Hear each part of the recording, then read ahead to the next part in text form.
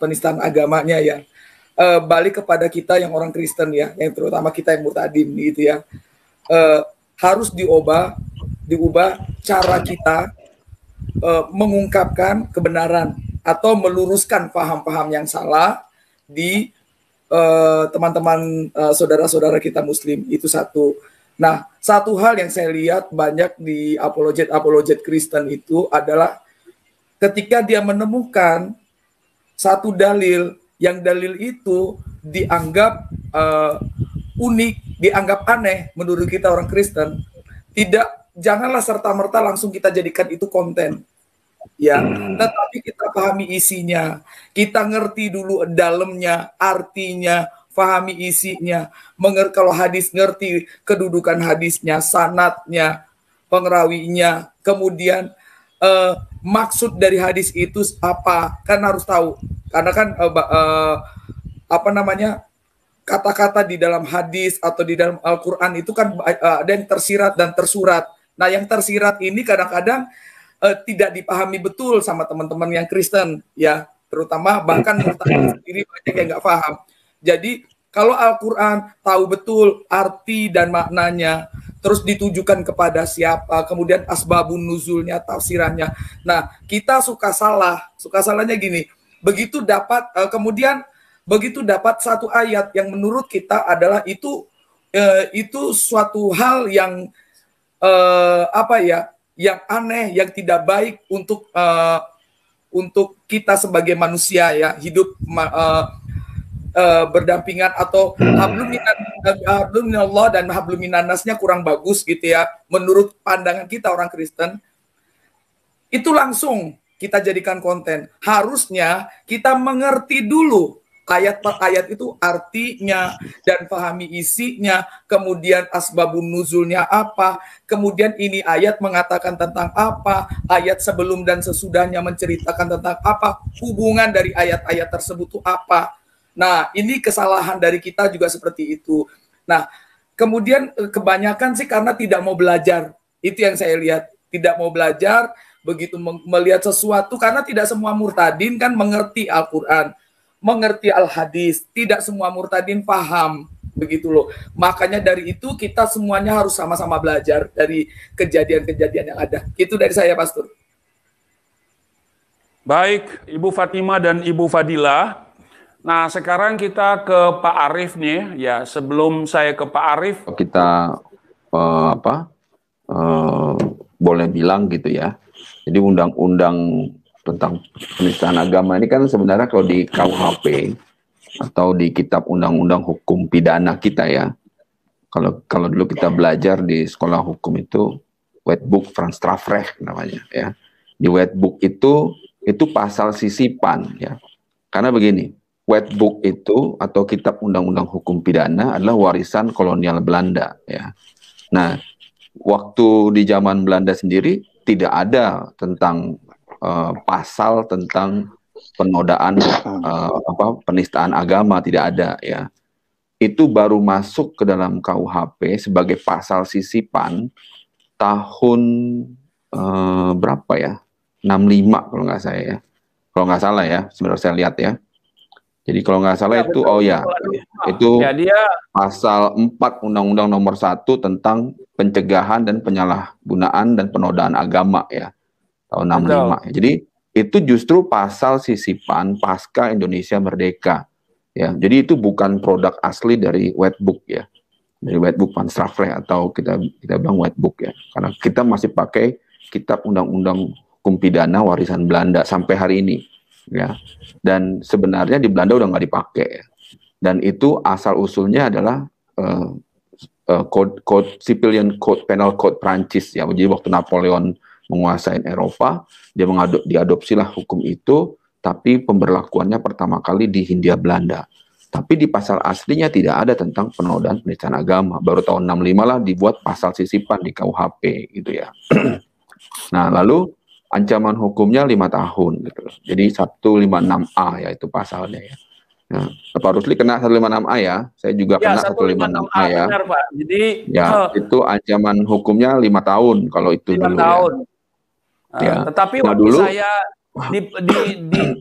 diterapkan kepada saya, harusnya dia memperhatikan ada tindakan persuasif dulu. Jadi ada peringatan dulu. Tetapi saya langsung diproses. Nah, kemudian yang sekarang lagi ada pasal tambahan, ya pasal tambahannya itu adalah di pasal 28 ayat 2 UU ITE ya, UU ITE ya. Nah, ini adalah ujaran penyebaran kebencian ya. Nah, ancamannya lebih berat, 6 tahun penyebaran kebencian. Nah, sebenarnya kalau kita mau melihat dari aspek normatif ya, legalistik ya, undang-undang ini dibuat untuk melindungi warga negara. Ya, kenapa? Karena kita bernegara dalam koridor Pancasila ya. Ada agama-agama yang diakui oleh negara dan kita bersyukur ya bahwa kita ini bukannya negara tanpa Tuhan gitu ya. Karena di luar sana ada banyak negara-negara yang tanpa Tuhan gitu ya. Nggak ngakuin keberadaan Tuhan, negara-negara komunis nggak mengakui agama-agama gitu ya. Nah, tapi di sisi lain juga ini perlindungan juga buat kita bahwa kita ini digambarkan sebagai negara demokrasi, bukan negara Islam ya, bukan negara agama gitu ya. Jadi tidak ada kewajiban untuk satu agama, tidak ada ya. Kita adalah negara kesatuan demokrasi dan dengan sistem presidensil ya, bukan khalifah gitu ya.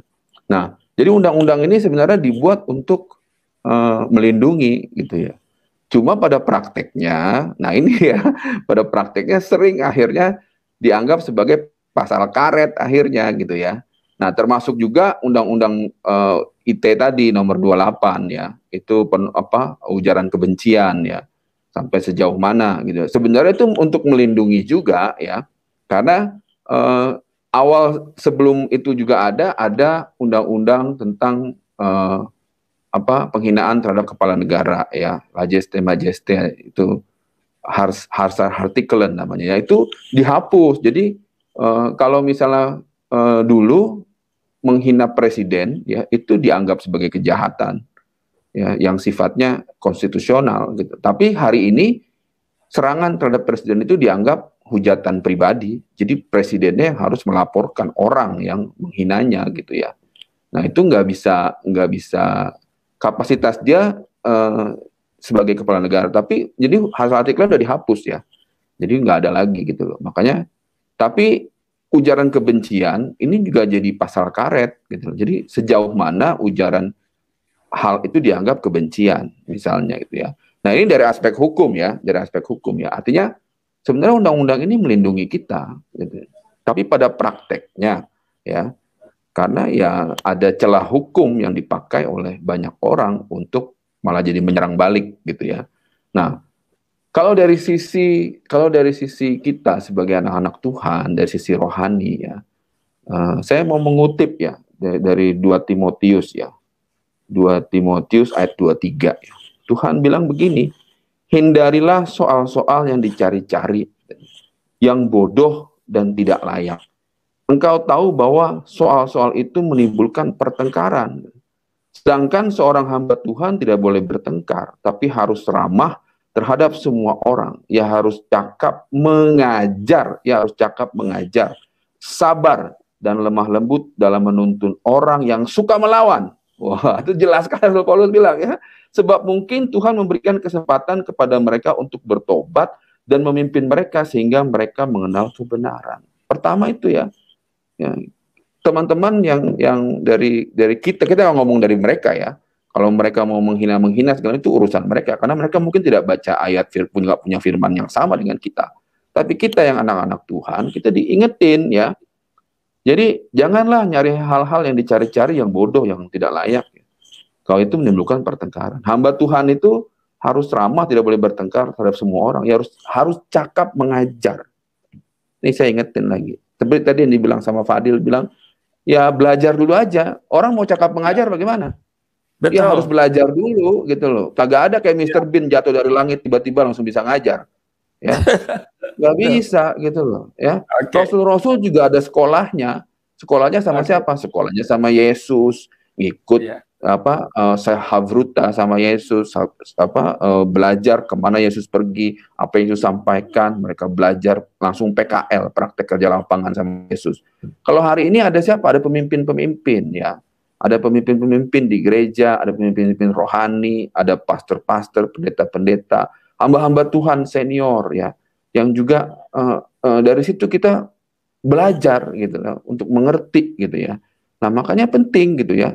Nah kalau kita belum cakap ya kalau saya di gereja saya kalau belum cakap nggak boleh mengajar gitu ya. Ada ininya sendiri gitu lah. Ada untuk jadi seorang pendeta ada sekolah khusus juga ya, dan itu di asistensi cukup lama ya gitu loh. Nggak tiba-tiba muncul boleh ini gitu ya.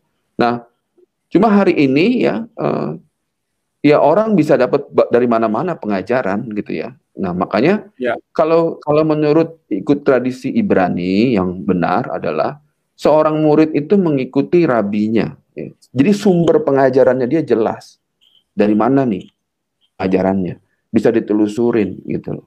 Sehingga makanya ada dulu kayak Rasul Paulus dia dari Gamaliel ya, dia mendapatkan pelajaran dari karena ada misnah-misnah, ada rabi-rabi yang mengajarkan. Dalam hari ini adalah hamba-hamba Tuhan senior yang mengajarkan dan kepada kita gitu ya, bahwa ada nilai-nilai, ada hal-hal yang kita dapat yang secara. Jadi ketika kita membahas misalnya Alkitab kita yang kita bahas, ada struktur, ada kerangka penjelasan yang kita sebut hermeneutika ya.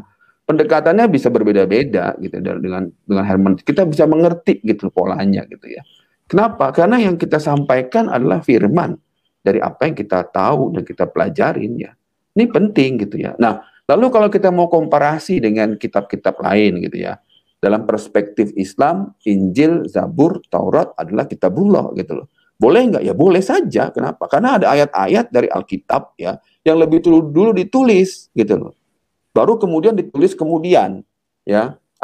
Bagaimana kita tahu bahwa itu Alkitabiah? Ada konfirmasi. Ada nggak ayat yang mengatakan misalnya dalam Al-Quran dikatakan yubasyiruki bikalimatin min husmuhu masihu isabnu maryama wajihan fid dunya wal akhir wa minal muqarrabin. Ada nggak ayatnya? Ada di Alkitab. Lebih dulu Injil ditulis 600 tahun sebelum Al-Quran ditulis. Ya. Lalu ada nggak ayatnya ketika bicara misalnya lebih sulit orang kaya masuk lubang jarum seperti unta masuk lubang jarum. Lebih dulu ditulis di dalam Alkitab gitu ya.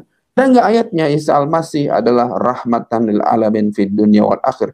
Ada dalam Alkitab kita lebih dulu ditulis. Ada nggak ayatnya ketika Yesus misalnya membuat mujizat ya, menyembuhkan orang buta. Lebih dulu Injil menulis itu 600 tahun. Menyembuhkan orang mati, menghidupkan orang mati. Lebih dulu Injil menulis itu 500 tahun. Ada nggak ayatnya menyembuhkan orang sakit lepra ya, sampar ya. Lalu ada nggak ayatnya ketika Israel keluar dari Mesir dan kemudian Musa berhadapan muka dengan Allah ya, kemudian membelah laut merah terbelah. Lebih dulu Taurat sekian ribu tahun sebelum Al-Quran itu ada. Jadi kita boleh mengklaim, kenapa? Dari dua sudut pandang kita boleh, karena ada ayat-ayat yang dikutip ya, bahasa saya ya itu dikutip yang kemudian dituliskan lagi di dalam Al-Quran gitu ya. Itulah disebut kitabullah gitu ya. Tapi kita juga harus punya struktur untuk menjelaskannya. Ini adalah akademis, dalam konteks yang akademis bahwa hal-hal ini bisa dijelaskan secara historis akademis gitu loh ya. Nggak tiba-tiba menyerang sesuatu yang pertama kalau dalam Islam tadi Fadila bilang asbabun nuzulnya ya. Banyak yang nggak latar belakang muslim nggak ngerti asbabun nuzulnya apa gitu ya. Sehingga bingung untuk menjelaskannya. Apa asbabun sebab turunnya ayat ya. Lalu ada tafsir ya. Kita nguasain nggak ilmu tafsirnya? Gitu. Kalau kita nggak nguasain ya lebih baik kita nggak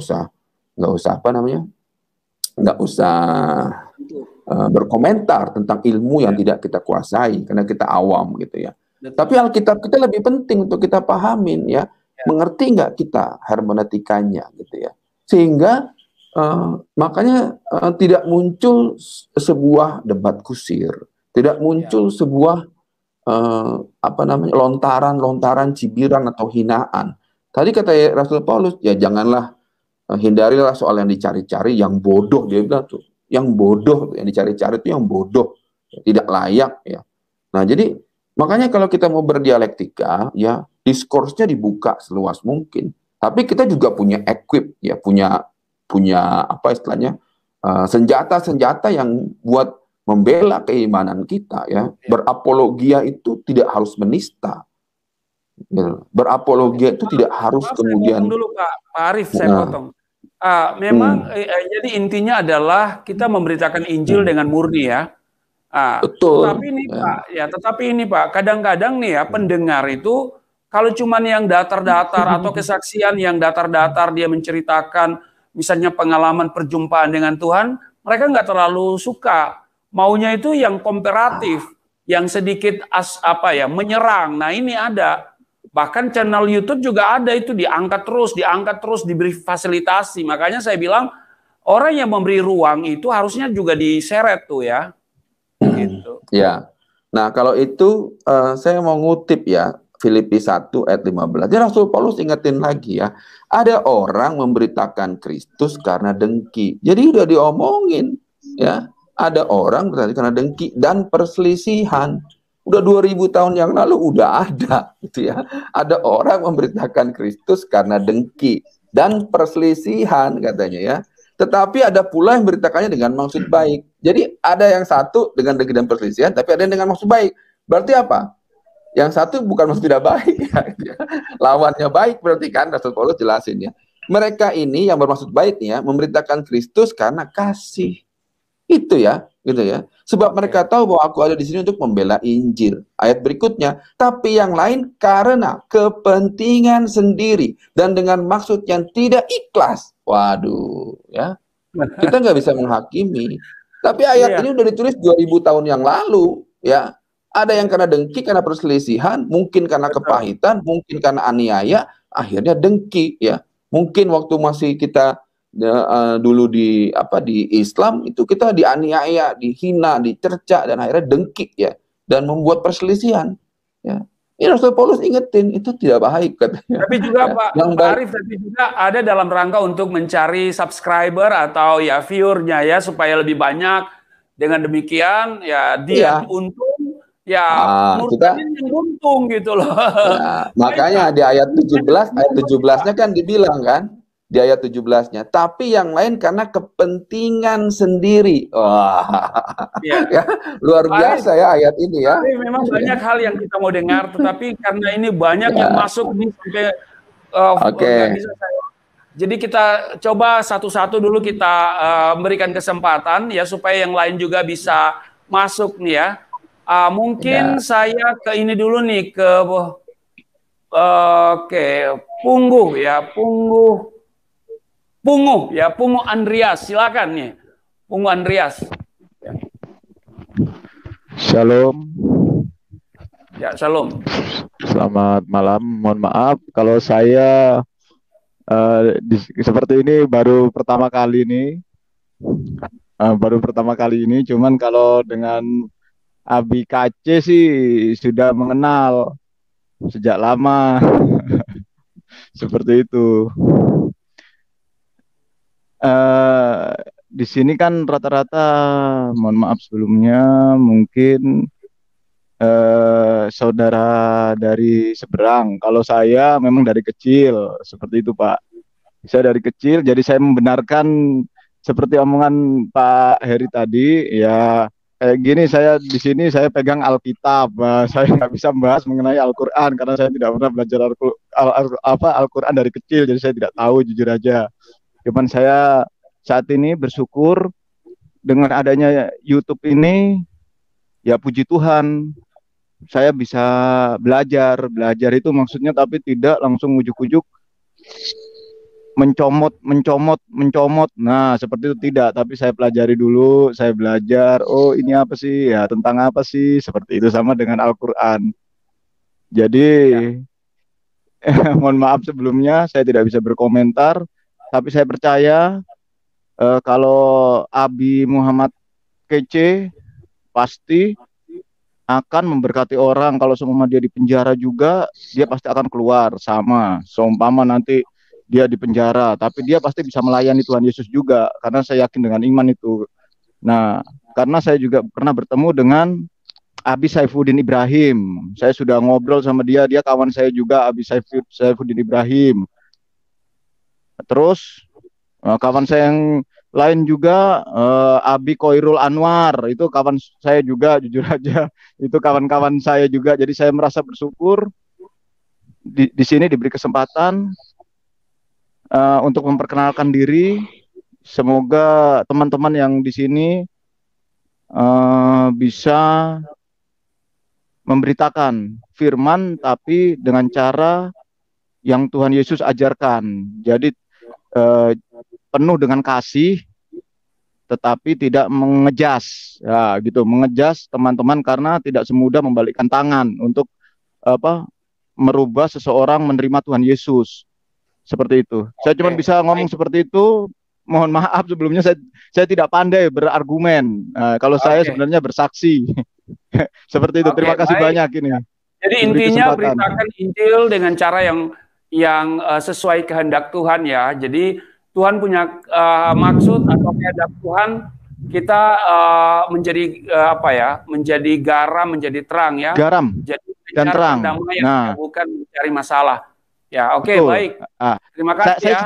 Saya sedikit menyampaikan pesan dari Tuhan. Saya sedikit menyampaikan pesan dari Tuhan. Waktu saya mati suri tahun 99, saya sudah bertemu Tuhan Yesus secara pribadi tanpa mimpi. Tuhan Yesus pernah megang tangan saya. Dia berpesan. Ini sedikit aja ini yang saya sampaikan pesan.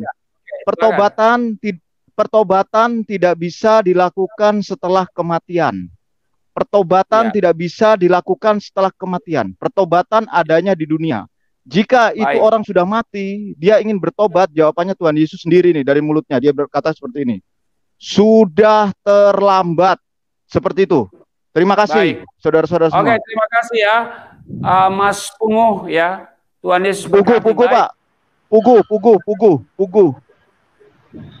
Kenapa? Pak Rusli. Oh, Pugu. Ya, Pugu. Tadi Pungu ya. Oke. Bukan Pugu. Pugu Andreas Pelo. Pak Rusli. Ya, silakan Bang Fadil. Ya, izinkan saya untuk menyampaikan statement saya karena saya harus ada kegiatan. Ya, mohon maaf tidak bisa gabung sampai selesai.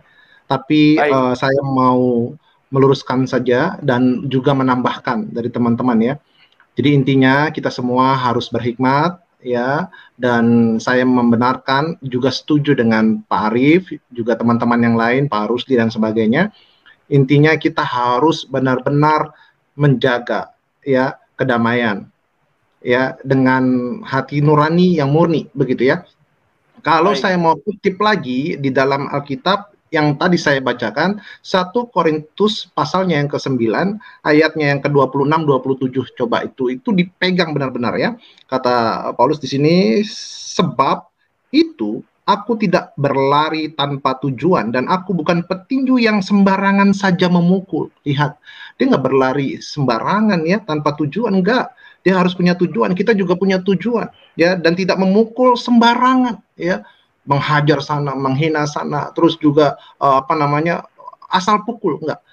Tapi yang bagus adalah, tetapi aku melatih tubuhku. Nah lihat, dia diperintahkan apa? Melatih tubuhku dan menguasainya seluruhnya, supaya sesudah memberitakan Injil kepada orang lain, jangan aku sendiri ditolak. Nah inilah yang menjadi pegangan saya, dan kiranya teman-teman juga memperhatikan ini. Begitu Pak Rusli. Baik. Terima kasih Bang Fadil sudah bersama, dan kalau ada keperluan yang lain ya monggo ya. Haleluya. Ya. Baik, kita ke ini nih ya, Pak Arief masih membenahi kamera atau apa ya. Kita ke Wahyu Ilahi dulu nih. Silakan Wahyu Ilahi. Ya, mic-nya dibuka. Kalau perlu kameranya dibuka nih Wahyu Ilahi nih. Ini Murtadin juga nih. Shalom. Shalom.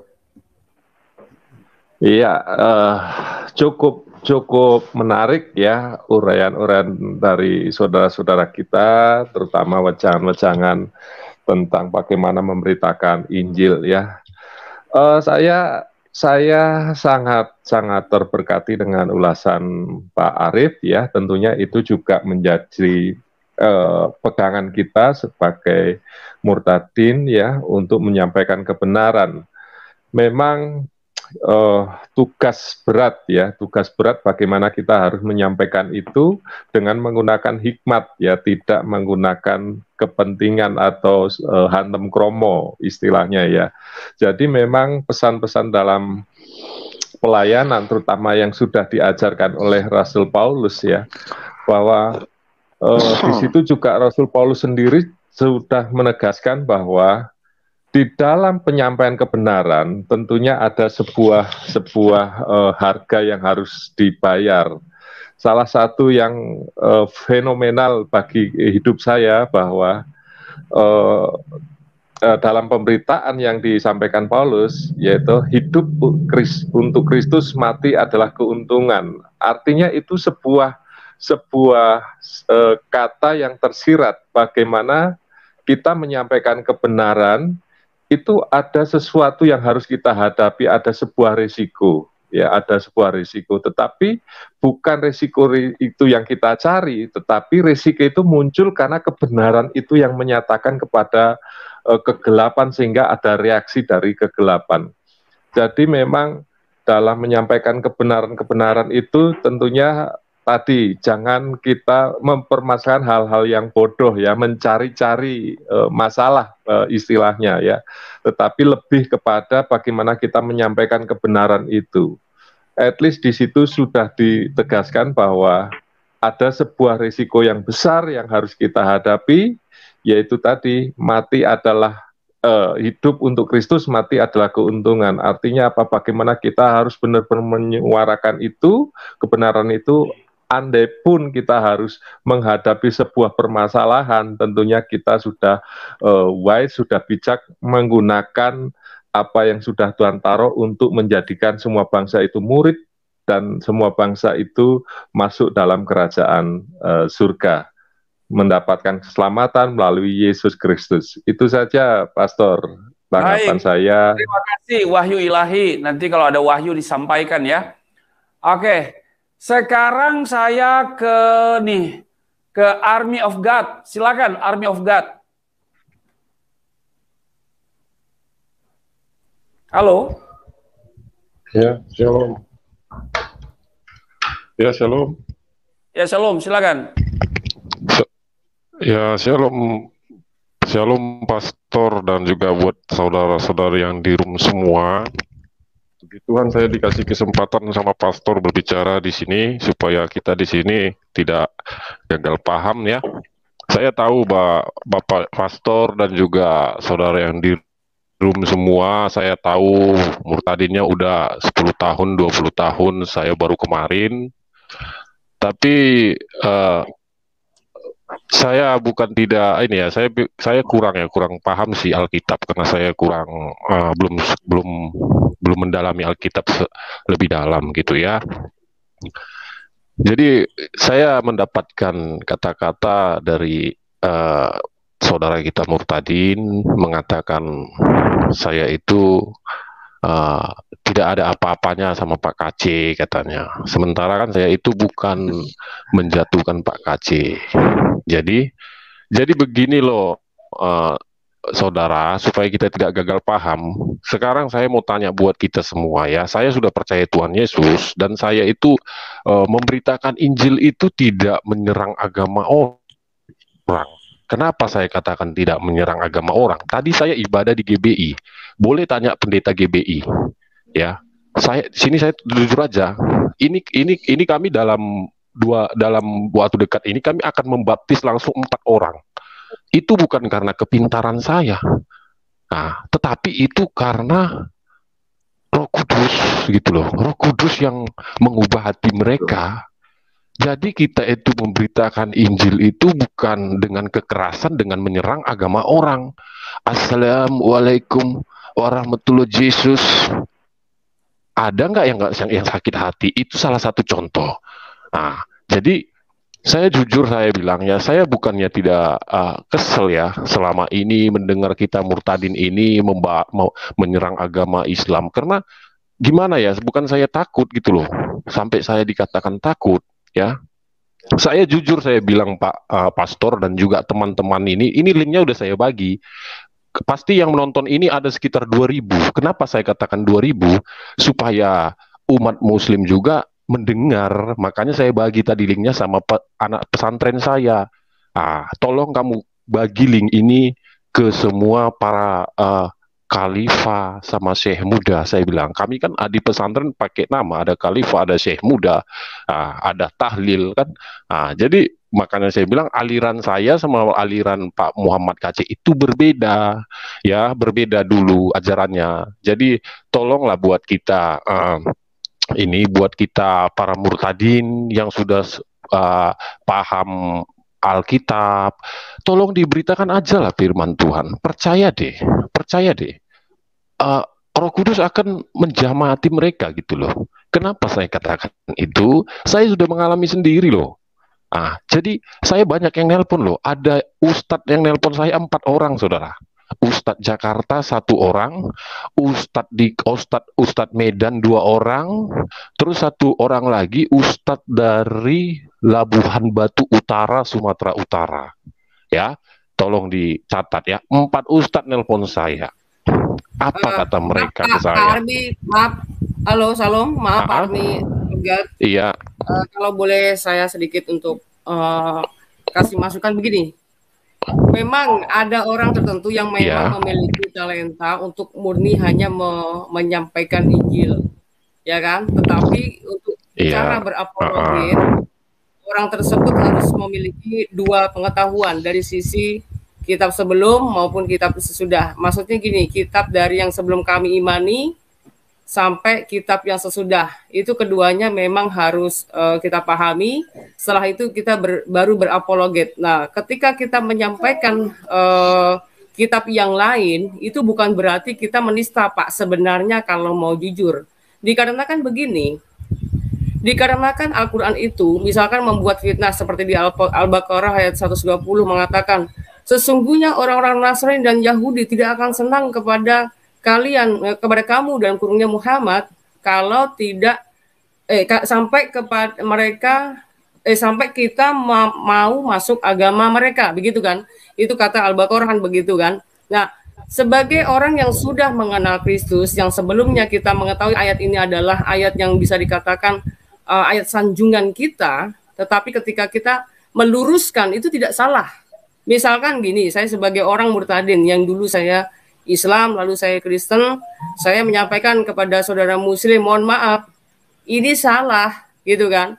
Kami orang Kristen tidak pernah diajarkan kebencian. Misalkan kita terus tiba-tiba saya akan share Al-Quran di Al-Baqarah 120 tadi, begitu kan? Ini sebenarnya bukan masalah penistaan, Pak. Bukan berarti kami itu ketika berapologet kami sembarangan tabrak sana tabrak sini seperti tadi Bang Fadil katakan. Jadi tidak sembrono untuk kita bertinju atau meninju gitu ya, tetapi harus terlatih. Nah, terus mengenai tentang kata apa tadi, Assalamualaikum warahmatullahi wabarakatuh, itu tadi tuh maksudnya gini, itu kan bahasa Arab.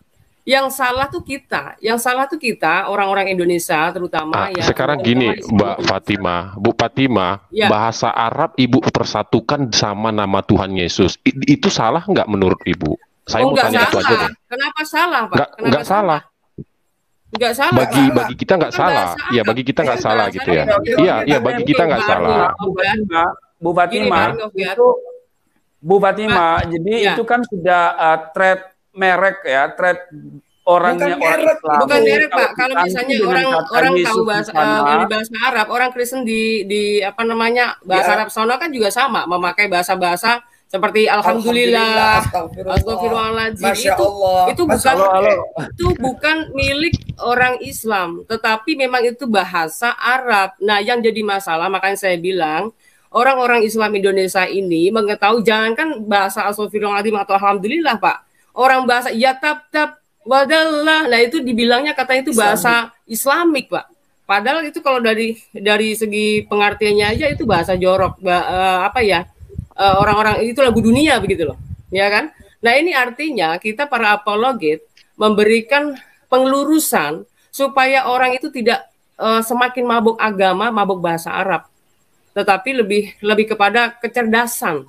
Jangan sensitif dan jangan baperan ketika orang berbahasa Arab selalu dianggap itu itu penistaan segala macam. Nah, dulu kan pernah ingat nggak ada kasus Agnes Monica atau siapa itu yang ada merek apa bajunya ada bahasa Arab lalu dianggap itu penistaan. Ternyata memang itu merek-merek yang memang dari Arab gitu kan. Nah, lucu. Nah, makanya saya bilang Pak, bukan berarti itu penistaan. Nah, tetapi ini ada tetapinya. Tetapi para apologet ketika mengungkap sesuatu tadi seperti Bu Fadilah bilang, kita harus bisa memahami dari kedua sisi. Contoh, kita menyampaikan hadis seperti waktu saya pernah sampaikan hadis-hadis itu waktu itu kan membahas hadis ya Bu ya. Iya. Hadis yang kita sampaikan, kita memberikan ini ada sanadnya, periwayatannya itu komplit gitu kan, dan kita jangan melebih-lebihi kalimatnya dan jangan mengurang-urang kalimatnya.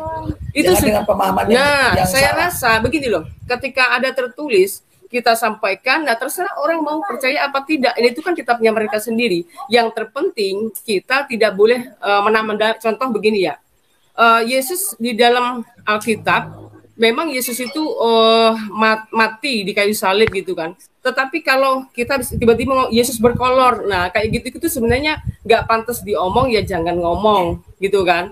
Tapi kalau misalnya gini, kita membahas hadis tentang cebok, lah memang kalimatnya memang cebok, ya itu nggak masalah. Sebenarnya seperti itu. Cuma yang jadi masalah adalah bagaimana pemahaman kita selama ini. Apa benar ini kitab suci yang memang harus kita konsumsi atau yang kita buang? Seperti itu. Jadi kita para apologet sebenarnya tuh memberikan hanya sebagai pelantara ya Bu ya. Iya. Pelantara menyampaikan, terserah kalian mau percaya atau tidak, ini loh tertulis. Kalau misalnya nggak percaya silakan koreksi sendiri kitabnya di rumah. Dikarenakan kami bicara apa adanya. Tetapi kalau ada orang yang menista, misalkan contoh ya misalnya Allah itu maha apa gitu misalnya kayak gitu-gitu, nah itu baru yang nggak boleh seperti itu sih Pak. Jadi saya rasa kita ada kalanya juga memang meluruskan. Nah, contoh lagi di dalam Al-Quran mengatakan bahwa sesungguhnya orang Nasrani kafirlah orang yang menyembah salah satu dari 3 Tuhan gitu kan.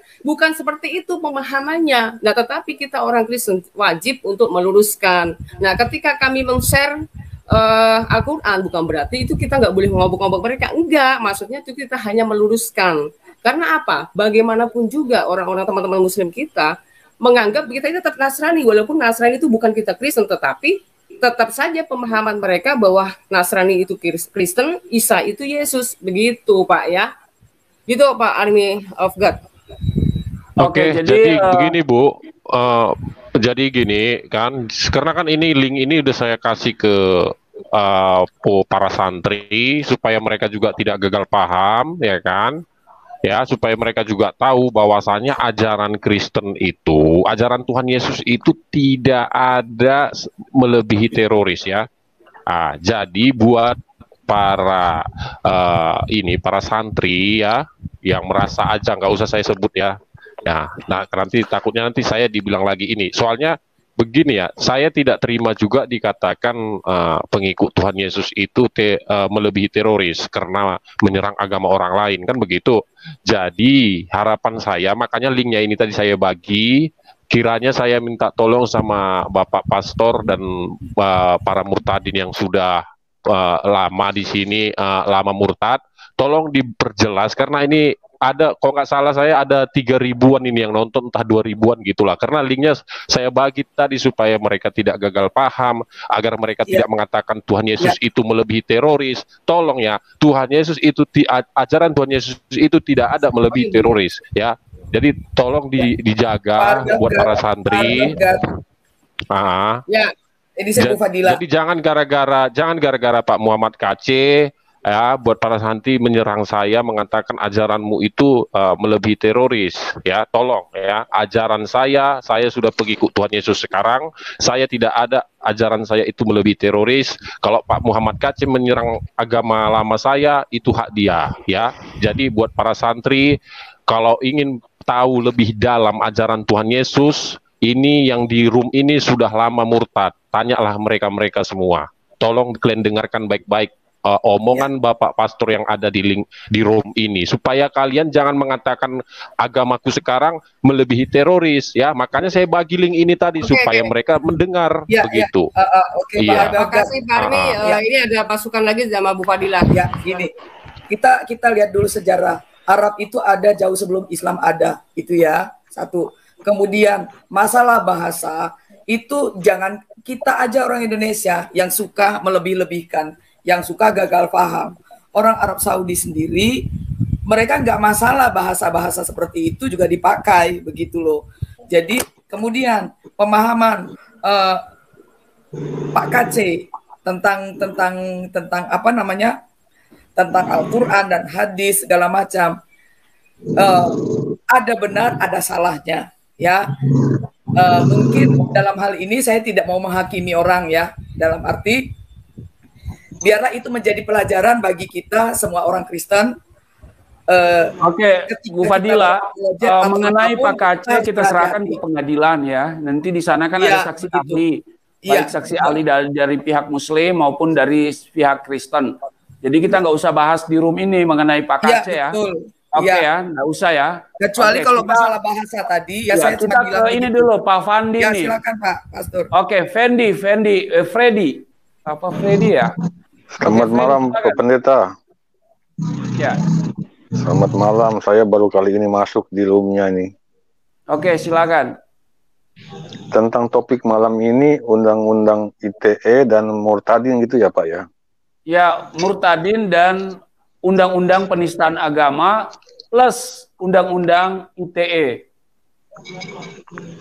Saya ingat dulu, kebetulan saya kenal benar mantan Ketua Mahkamah Konstitusi yang sekarang jadi Menko Polhukam itu kan Pak Mahfud itu. Waktu itu undang-undang tentang penistaan agama pernah di judicial review ya, atas usulan DPR. Tapi kalah suara. Ya, jadi ditolak oleh Mahkamah Konstitusi ya, MK menolak. Jadi itu tapi memang waktu itu secara pribadi sebenarnya Pak Mahfud mengatakan itu memang tidak relevan untuk diberlakukan. Ini pendapat dia pribadi ya. Tapi ya kalah suara di Mahkamah Konstitusi. Nah, memang tadi ditekankan oleh beberapa rekan, memang undang-undang penistaan agama itu kan untuk melindungi kita dalam kehidupan umat beragama. Tapi dalam masalahnya dalam praktek ternyata itu hanya tajam ke minoritas tapi tumpul ke mayoritas. Ini yang jadi masalah. Nah, kemudian tentang undang-undang ITE ini kan jadi pasal karet.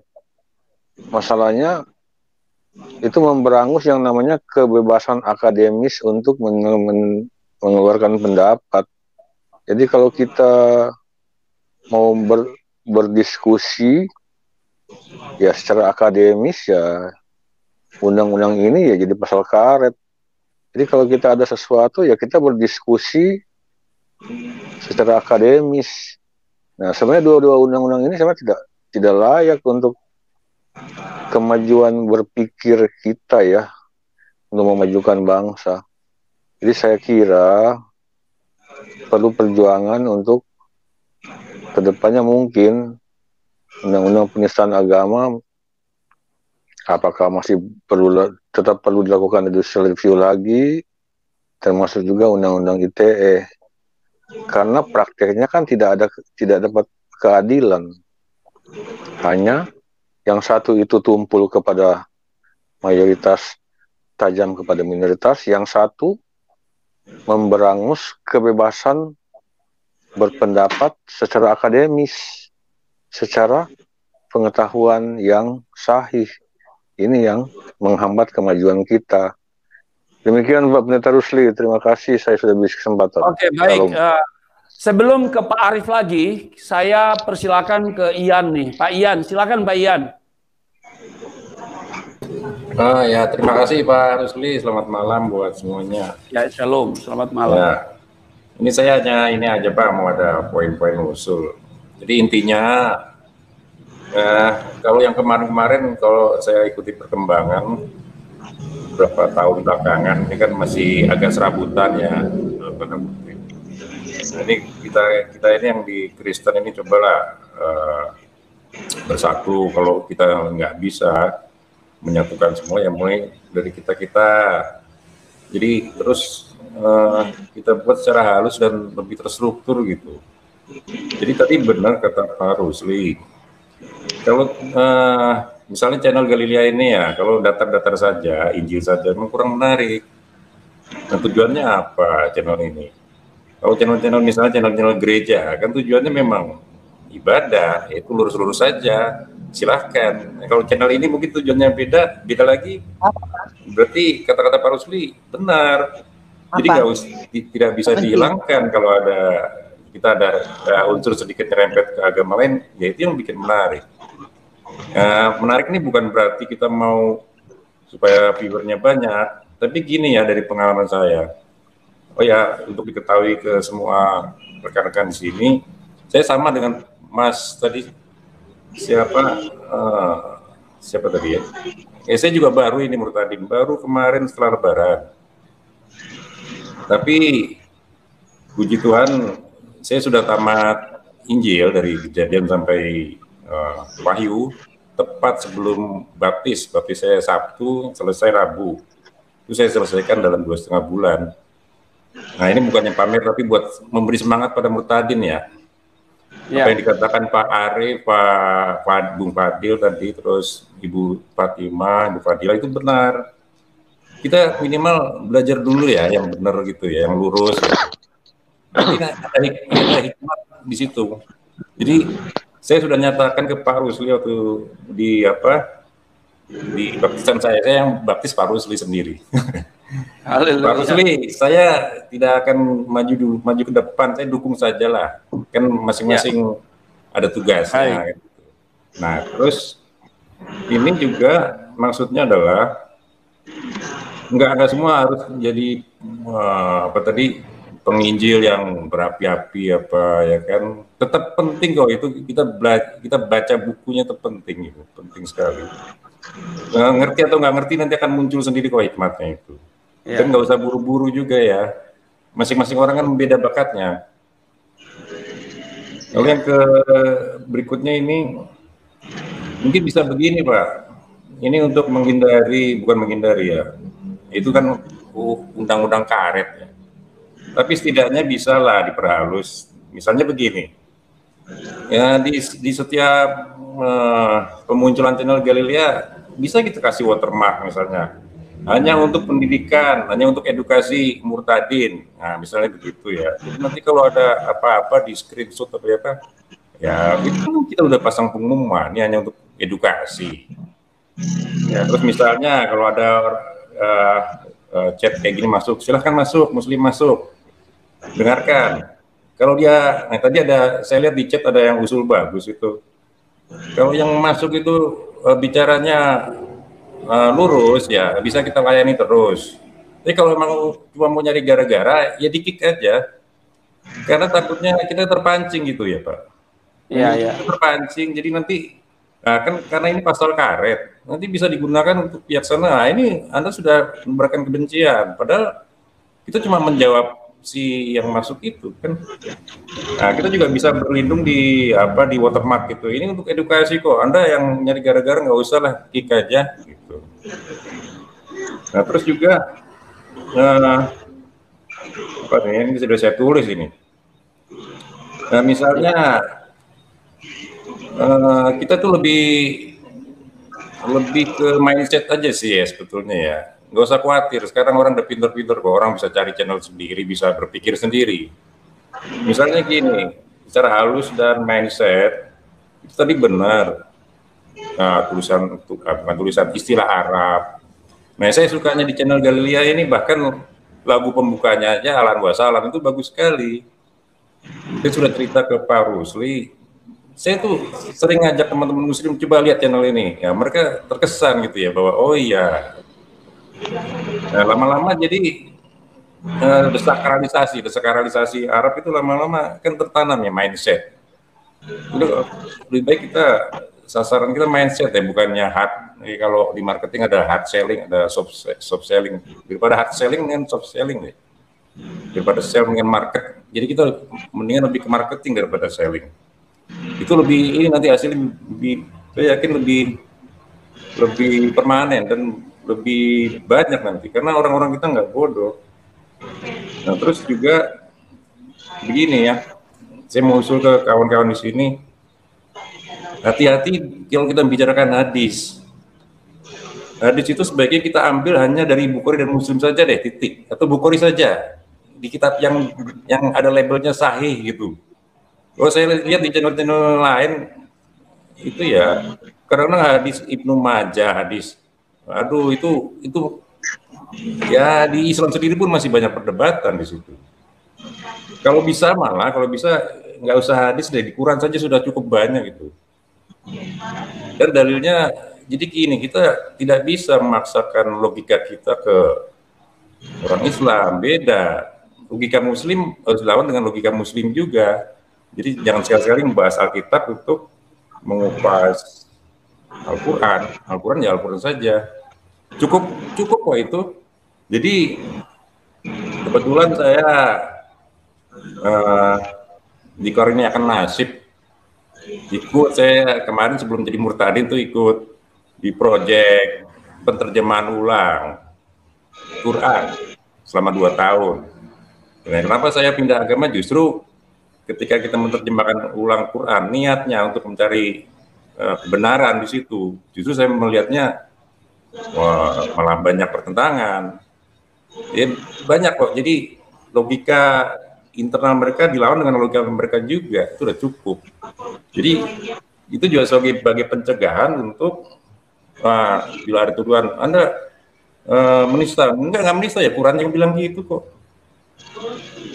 Nah, kita bisa lihat tuh channelnya Christian Prince itu hebat sekali karena melawan Quran dengan Quran juga, ya kan?